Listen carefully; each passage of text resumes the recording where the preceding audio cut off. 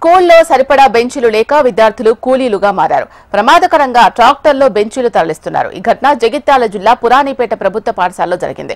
ట్రాక్టర్లో లోడ్ చేసిన బెంచీలను పట్టుకుని ఉండడంతో విద్యార్థుల తల్లిదండ్రులు ఆగ్రహాన్ని వ్యక్తం చేస్తున్నారు. అయితే ఈ ఘటనపై పురాణిపేట స్కూల్ ప్రధానోపాధ్యాయుని వివరణ కోరగా స్కూల్లో విద్యార్థులకు బెంచీలు సరిపడా లేకపోవడంతోనే తీసుకొచ్చినట్లు ఆయన తెలిపారు. తమకు నిధులు లేకపోవడంతోనే పిల్లలతో బెంచీలు తరలించినట్లుగా చెప్పుకొచ్చారు.